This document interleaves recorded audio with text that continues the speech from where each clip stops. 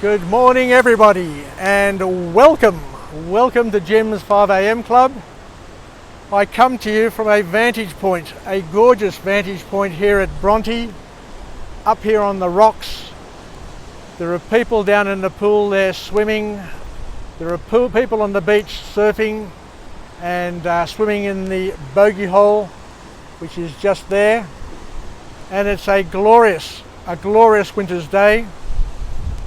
Too good to be at home, so I encourage everybody to make the most of their Saturdays, their Sundays, and every day of the week.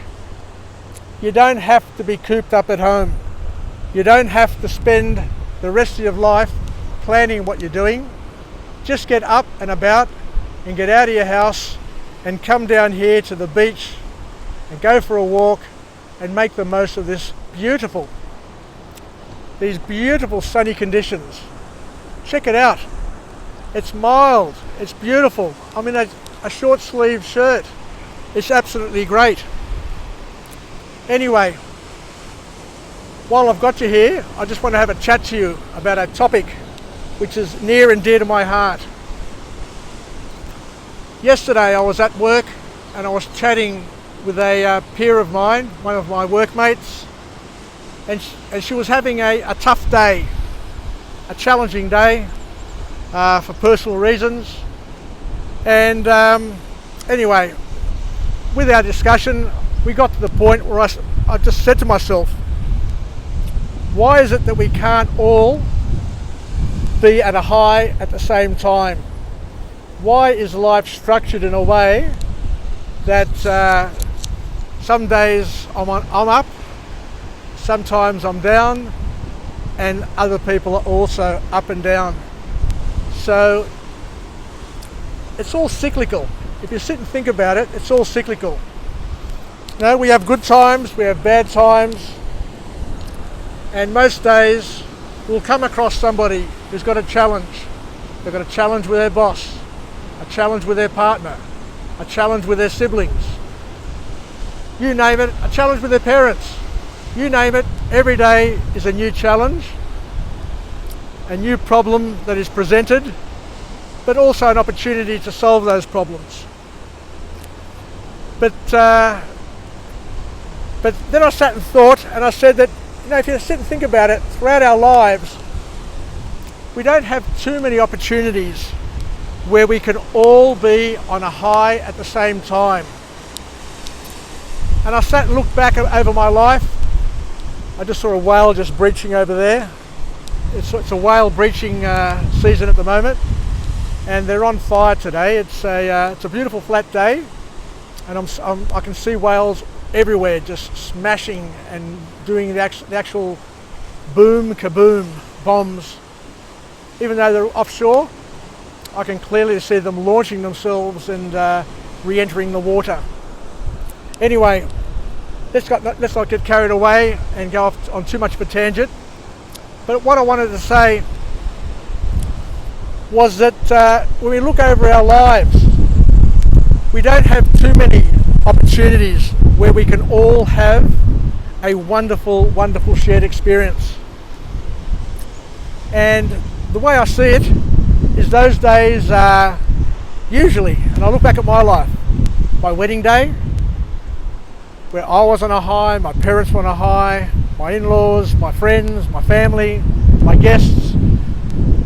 And whenever I go to a wedding, it's always a similar sort of vibe. Everybody's on a high, everybody wants the day to go well, and everybody wants to enjoy that moment. Other times are christenings, panegyria, times of joy. And probably one of the best examples I've got where a whole culture, a whole nation, a whole global diaspora can benefit from one magnificent moment.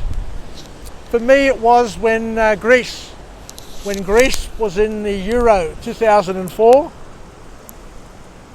Don't know if you remember that, but Greece was playing in the Euro back in 2004, and they were 100 to 1 They were the despised outsider. Nobody, but nobody, rated Greece as a chance to not only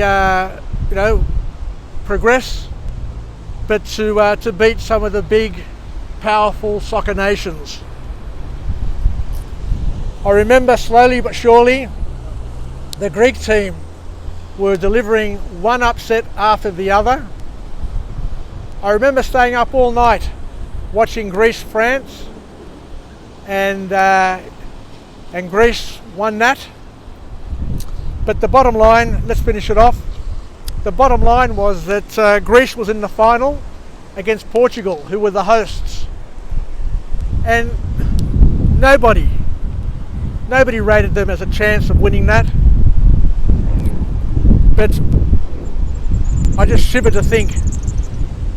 Greece won that match 1-0. I was with my friends Johnny D and Dora, with my wife Paula and their children, and I'll never forget that moment. It was a spectacular time where we all were on a high. Every Greek throughout the world were united. We're united as one for just one moment in time. We've never had that moment ever again in our modern history, where we all were united and celebrated that magnificent moment, all on a high at the same time. So how do we use this to the young people, to my family and friends? The way we use it is to be aware that if you're on a high, you're happy, you're feeling great, your parents, your friends and other people may not be on a high at that particular moment. So you need to have your emotional radar set to be able to assess and determine how other people are feeling, and to be empathetic to their needs and to help them. If they're feeling down, say something to them to try and lift them. And don't expect that with your happiness that they're going to automatically respond and be joyous and to celebrate your good time. Give them time, because they may not be in the mood. Obviously everybody has their challenges, and we're not all peaking at the same time. Anyway, to all my friends and family, let's finish off with the positive affirmation. I'm alive, I am well, and I feel absolutely great. Stay connected, stay positive, and stay relevant. It's important to stay relevant in this rapidly changing world, to keep connected and keep in touch with your friends and family, and have things in common. Else you become a recluse and be ostracised either by yourself or by the community, and not be able to reconnect. So most importantly, let's just remember that we are all at different stages of our growth and development. We are all at different phases of our happiness and sadness. We've all got things happening in our lives, and to not be overly have overly high expectations on our family and friends, to always be happy, to always be welcoming, because they've got their challenges as well.